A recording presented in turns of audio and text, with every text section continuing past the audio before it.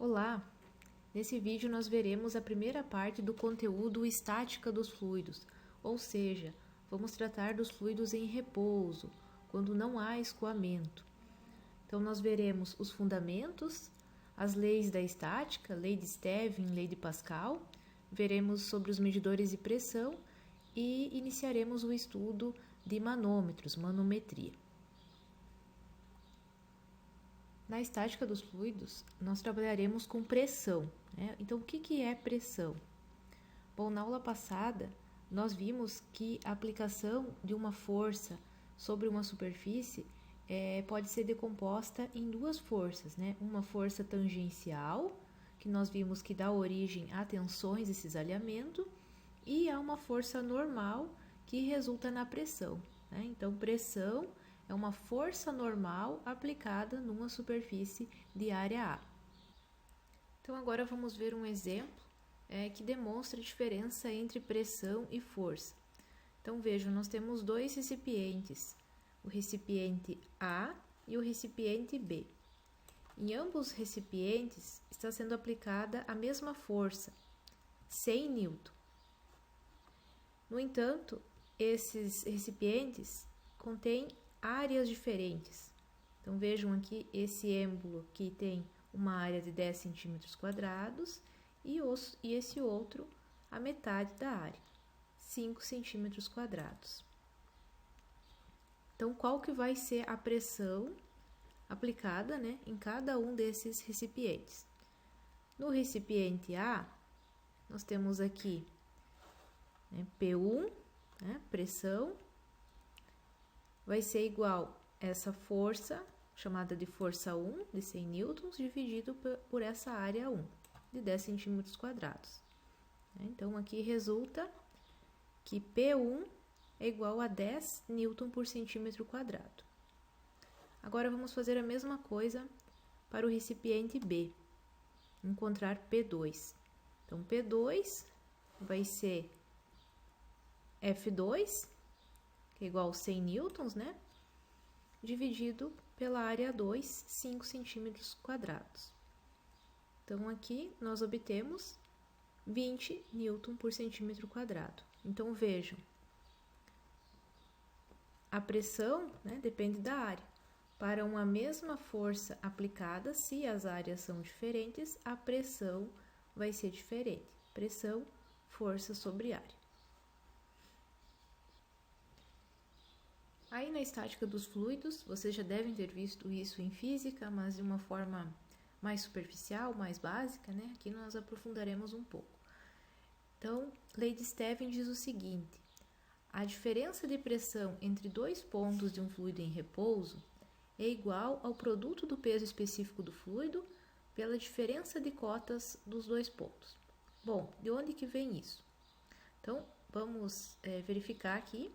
Nessa figura, né, nós temos um recipiente preenchido com um fluido, né, imaginem aqui a água, e aqui nós temos um cilindro imaginário, né, onde nós temos dois pontos, o ponto N e o ponto M.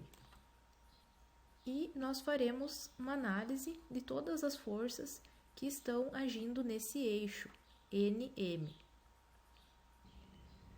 Bom, então, se esse fluido ele está em repouso, essa resultante das forças que estão agindo, né, nesse eixo NM tem que ser nula, né? Senão essa hipótese não é satisfeita, né? Se essa resultante das forças não for nula, então quer dizer que tem um deslocamento, que tem escoamento desse fluido, né, nessa direção que contraria a hipótese. Então vejam, né, que aqui nós temos um ângulo, né, com horizontal, temos um plano horizontal de referência, temos a cota aqui do ponto N, né, ZN, e temos a cota do ponto M, ZM. E H, então, é a diferença entre essas duas cotas, MN. Bom, então, no ponto N, né, qual que é a força, né, que está agindo? Vejam, pressão, né, nesse ponto N, vezes dA. Tá? Então, se pressão é força sobre área, né, a força, né, nesse ponto N vai ser igual a pressão vezes dA. Já no ponto M, né, nós vamos ter que essa força é igual a PM vezes dA, né, que está aqui. Na superfície lateral, a força vai ser igual à integral de P dA, né? E temos ainda a componente peso, né? Tá aqui como dg. Então, nós vimos na aula passada, né, que o peso específico é igual ao peso sobre o volume, né? Então, dg, né, é igual o volume de fluido vezes o peso específico, né? E esse volume de fluido é dado por L vezes dA. Então, é uma área, né, vezes esse comprimento L. Então, resulta, né, que dg é igual a L vezes dA vezes o peso específico, gama. Aí, a gente tem que lembrar que as forças devido à pressão, né, são forças normais sobre uma superfície. Então, dessa forma, essas forças que estão agindo aqui nessa superfície lateral, elas acabam se anulando, né? Então, tem componente nula sobre esse eixo aqui, NM, tá? Então, nós vamos, né, podemos então desconsiderar essa parcela, né, da superfície lateral. Então, resulta, né, nessa análise, que nós temos Pn vezes dA menos PMdA menos dg seno de alfa igual a zero. Aí, substituindo aqui, ó, dg, então, é gama vezes L vezes dA, que nós já vimos aqui embaixo, né?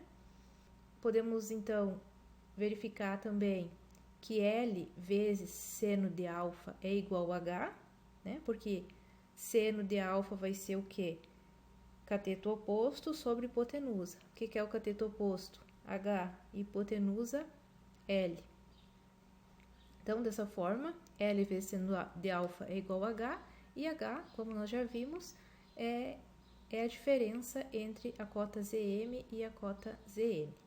Tá? Então, dessa forma, resulta que a diferença de pressão entre esses dois pontos, N e M, é igual gama vezes H, ou seja, igual gama vezes essa diferença de cotas. Então, é daí que vem a lei de Stevin, né? Diferença de pressão entre dois pontos de um fluido em repouso é igual ao produto, né, do peso específico do fluido pela diferença de cota dos dois pontos. Então, segundo a lei de Stevin, na diferença de pressão entre dois pontos não interessa a distância entre eles, mas sim a diferença de cotas. A pressão dos pontos no mesmo plano ou nível horizontal vai ser a mesma. E o formato do recipiente não é importante, né, para o cálculo da pressão em algum ponto.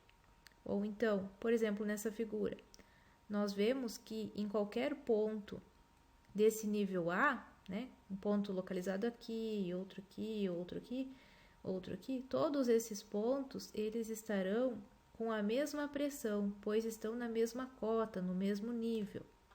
Da mesma forma, no nível B, se eu tiver um ponto aqui, outro aqui, outro aqui, outro aqui, todos esses pontos estarão com a mesma pressão. Claro, desde que o fluido seja o mesmo, né? Por exemplo, em todos esses ramos aqui se tenha água.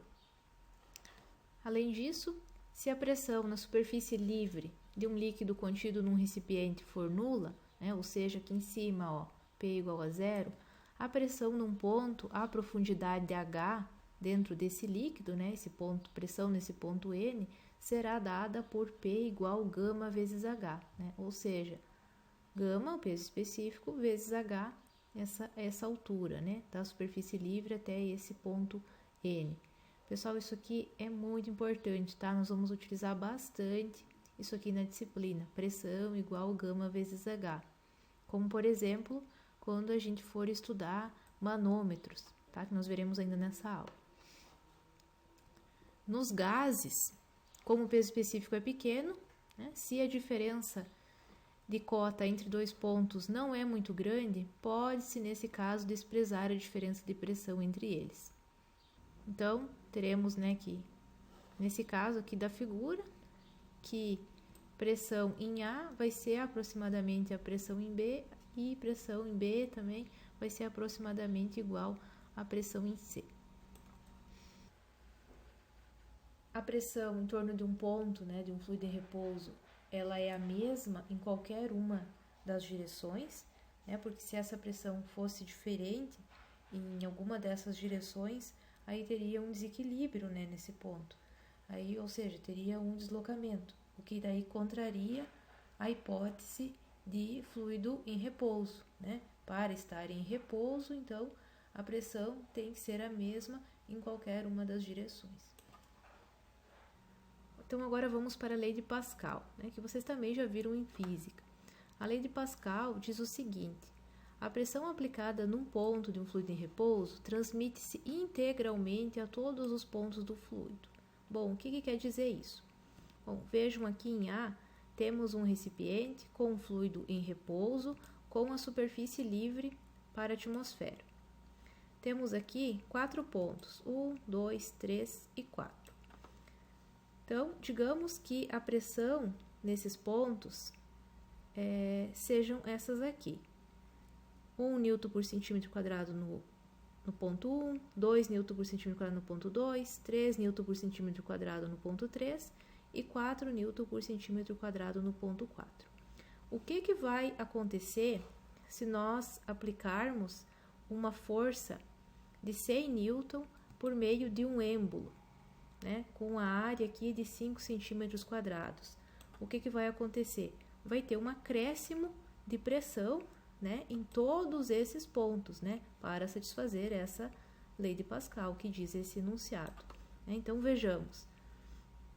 Ao aplicar uma força de 100 N, qual que vai ser a pressão? Então, pressão, força sobre área, então 100 dividido por 5, resulta num acréscimo de pressão de 20 N por centímetro quadrado. Dessa forma, então, o resultado, né, das pressões nesses pontos vai ser de 21 N por centímetro quadrado no ponto 1, 22 N por centímetro quadrado no ponto 2, 23 N por centímetro quadrado no ponto 3 e 24 N por centímetro quadrado no ponto 4. Então, vamos para um exemplo sobre a lei de Pascal. A figura mostra, esquematicamente, uma prensa hidráulica. Os dois êmbolos têm, respectivamente, as áreas A1 igual a 10 cm² e A2 igual a 100 cm². Então, aqui é o êmbolo que tem área A1 e aqui está o êmbolo com área A2. Se for aplicada uma força de 200 N no êmbolo 1, então aqui está sendo aplicada uma força de 200 N. Qual será a força que será transmitida em 2? Então, nós conhecemos desse lado direito a área e conhecemos a força. Então, isso nos permite calcular P1, né? P1 é igual a F1 sobre A1, o que resulta numa pressão 1 de 20 N por centímetro quadrado. Pela lei de Pascal, então, a pressão é transmitida integralmente a qualquer ponto do fluido. Então, isso significa que P1 vai ser igual a P2. Então, a partir disso, nós podemos aplicar, né, essa expressão do outro lado, em que P2 é igual a F2 sobre A2. Nós já conhecemos, então, P2, que vai ser igual a P1, né, obtido anteriormente. Então, isso nos permite calcular essa força no êmbolo 2. Então, F2 vai ser igual a 20 N por centímetro quadrado vezes A2, essa área, né, que é de 100 centímetros quadrados que foi dada. Então, resulta que a força no êmbolo 2 será de 2.000 N. Então, vejam que com base na lei de Pascal, no princípio da prensa hidráulica, é possível não somente transmitir uma força, mas também ampliá-la. Então, nesse caso aqui, aplicando 200 N no êmbolo 1, se teve um aumento de 10 vezes na força, no êmbolo 2? Bom, nós vimos pelo teorema de Stevin que altura e pressão mantêm uma relação constante para um mesmo fluido, ou seja, né, um mesmo peso específico. Então, pressão é igual gama vezes H. Da mesma forma, então, H é igual a pressão sobre gama. Então, dessa forma, nós podemos indicar a pressão de um certo fluido em unidade de comprimento. Então, no caso aqui, H é chamado de carga de pressão. Nós vamos utilizar muito isso aqui, carga de pressão, quando a gente trabalhar com manômetros, tá? Então, vejam, nós temos aqui um recipiente, nós temos dois pontos, A e B. Vejam que a partir da superfície livre, nós temos aqui até o ponto A uma altura H, chamada de HA, e no ponto B, uma altura HB. Então, qual seria, então, a pressão em cada um desses pontos, PA e PB? Ora, pressão é a carga de pressão vezes gama. Então, basta multiplicar o peso específico, né, desse fluido contido nesse reservatório, né, pela altura. Então, se eu multiplicar o peso específico por essa altura, eu vou encontrar a pressão em A. Se eu multiplicar o peso específico desse fluido por essa altura B, eu vou encontrar a pressão aqui no ponto B. Bom, então, num reservatório aberto, fica fácil verificar a pressão em diferentes pontos desse fluido em repouso. Mas agora, no caso de uma tubulação, né, com líquido, sujeito a uma determinada pressão, como que a gente consegue, então, determinar essa pressão? Ora, se a gente colocar aqui um tubo, fazer um furo e colocar um tubo transparente, no caso, a gente vai ver que esse fluido que está nessa tubulação, ele vai se elevar, vai ter uma coluna, vai ter uma carga de pressão. Então, com base nesse H também e no peso específico desse fluido, é possível encontrar a pressão nesse conduto. Escalas de pressão. Temos duas escalas de pressão, a escala absoluta e a escala efetiva. A pressão absoluta tem como referência o zero absoluto ou o vácuo absoluto, e a escala efetiva tem como referência a pressão atmosférica. Então, vejamos aqui. Essa pressão 1, se ela for medida tendo como base o zero absoluto, ela vai ser chamada de pressão absoluta, ou seja, P1-ABS. Então, sempre que se referir a uma pressão absoluta, a gente tem que indicar ao lado da pressão, dizer que é uma pressão absoluta. Então, P1 aqui, ABS no caso. Agora, se essa pressão 1 ela for medida tendo como referência a pressão atmosférica, ela vai ser chamada de pressão efetiva. Então, aqui indicada P1F ou simplesmente P. Então, aqui na disciplina, quando nós nos referirmos a uma pressão efetiva, ou também chamada pressão relativa, nós vamos indicar somente como P. Agora, vejam P2, essa pressão. Se essa pressão 2 for medida tendo como referência o zero absoluto, então nós teremos uma pressão absoluta, né, que vai ser maior que zero, porque é a relação ao zero, zero mesmo, né?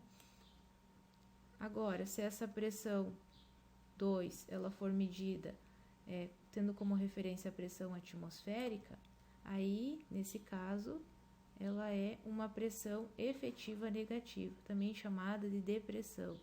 Então, aqui no caso, a pressão efetiva, nós podemos ter, né, pressão negativa, inferior a zero, né?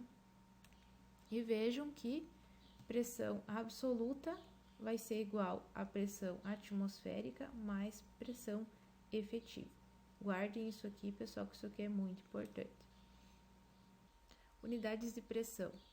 Essas unidades de pressão, elas são divididas em três grupos. Temos as unidades de pressão propriamente ditas, que são aquelas baseadas na relação força sobre área, né? Pressão igual a força sobre área. Então, aí nós temos no sistema internacional o Newton por metro quadrado, né? Ou Pascal, e temos, né, em outros sistemas de unidades. Então, temos aqui, por exemplo, o quilograma força por metro quadrado, libra polegada quadrado, que é igual ao PSI, por exemplo. Temos também unidade de carga de pressão, tá? Então, carga de pressão é igual a pressão sobre gama, né? Então, aqui como, por exemplo, temos bastante utilizado a unidade milímetros de mercúrio para representar a pressão, que é o mercúrio é o líquido que tem o maior peso específico, é o líquido mais pesado que nós temos, então por isso bastante utilizado. Temos o metro de coluna d'água, centímetros de coluna d'água. Aqui, pessoal, o metro de coluna d'água nós utilizamos muito, tá? Nas disciplinas aqui que nós vamos trabalhar no curso da parte de saneamento, sistemas de abastecimento de água, por exemplo, para o dimensionamento de sistemas de captação, para sistemas de bombeamento, adutoras, nós vamos utilizar muito aqui essa unidade de pressão, tá? Carga de pressão. E temos também unidades definidas, como por exemplo a unidade atmosfera, ATM. E daí aqui vejam, nós temos a equivalência, né? Um ATM equivale a 760 milímetros de mercúrio, que equivale a 101.230 pascal ou 101,23 kPa e assim por diante.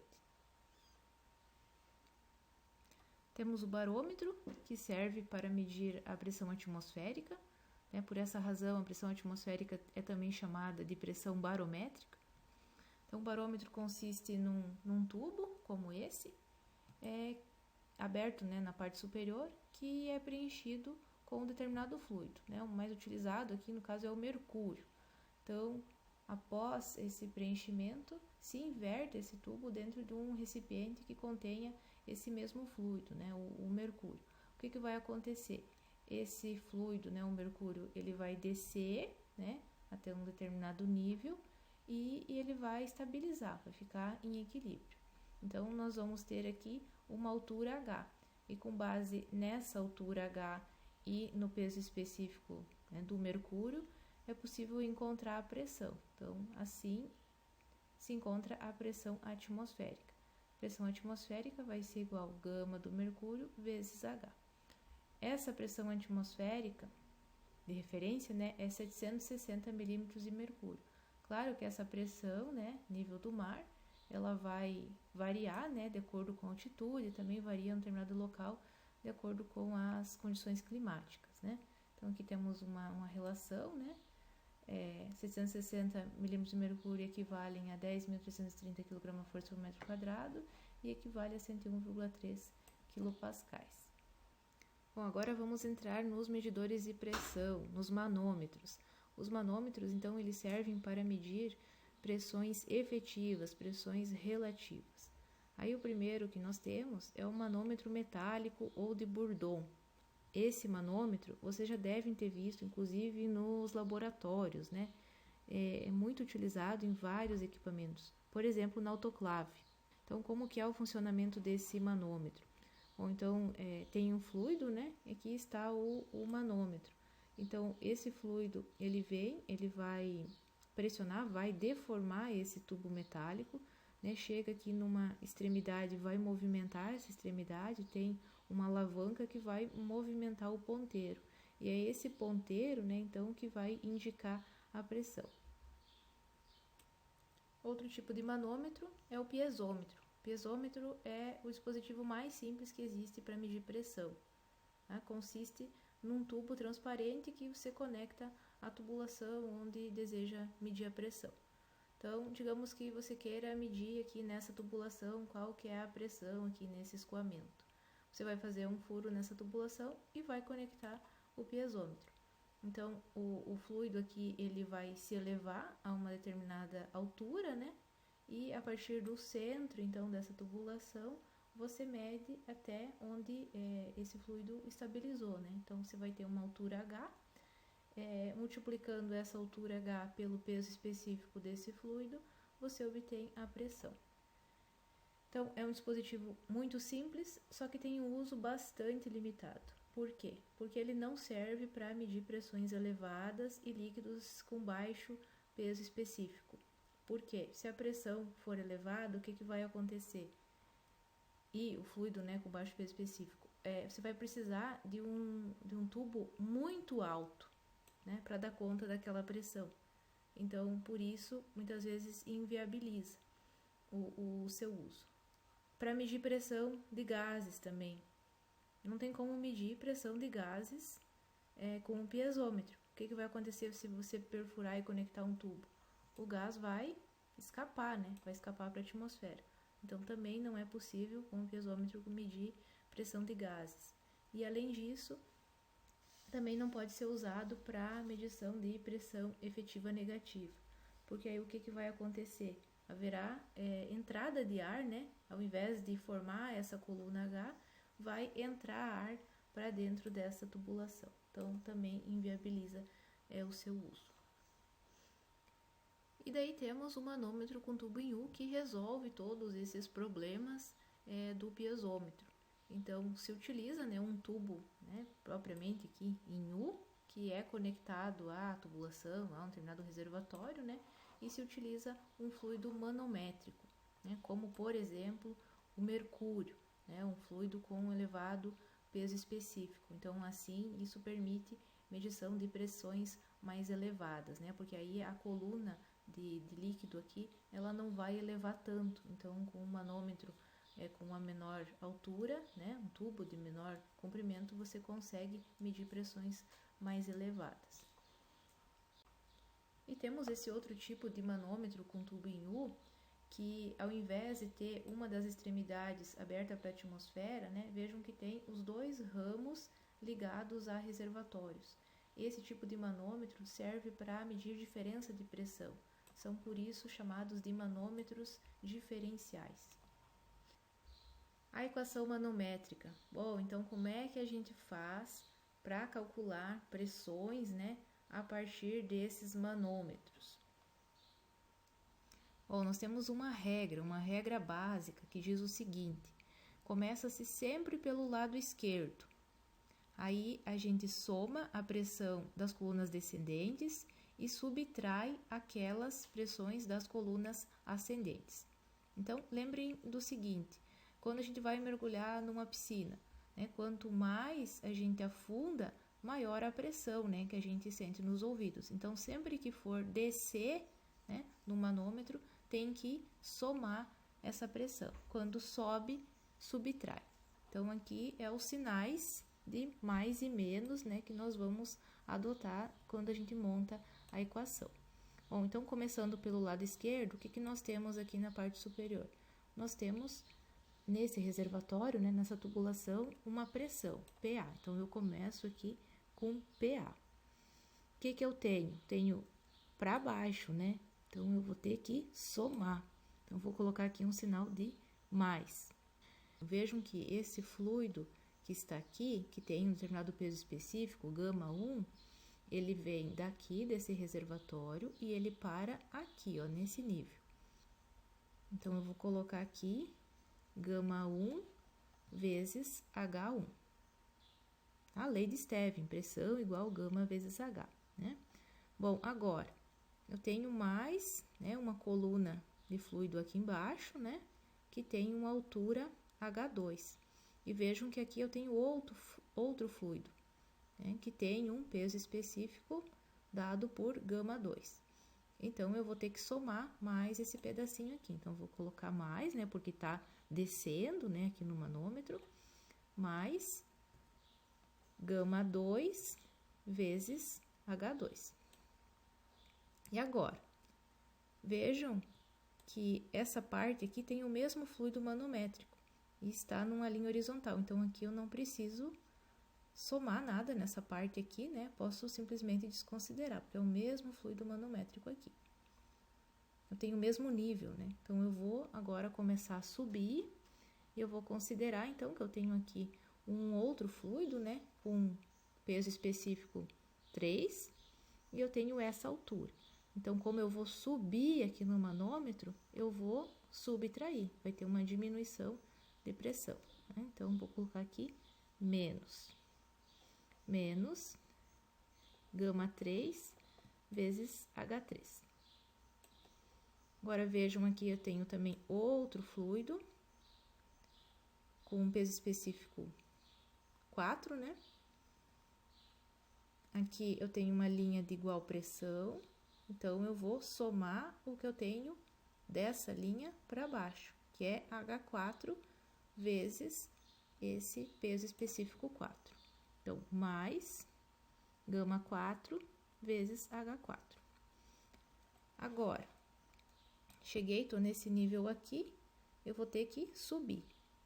Se eu vou ter que subir, eu vou usar o sinal negativo. Então, menos, eu tenho aqui o peso específico, gama 5 vezes H5. Vou subir mais um pouco, então aqui eu tenho um outro fluido, gama 6, né, vezes essa altura 6. Então, menos gama 6 vezes H6, e agora eu tenho que igualar a PB. Ok?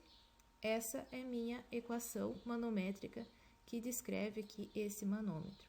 Então, a partir disso, eu posso, conhecendo PA, por exemplo, calcular PB, posso, conhecendo PA e PB e peso específico e determinadas alturas, calcular algum determinado peso específico que esteja pedindo no problema.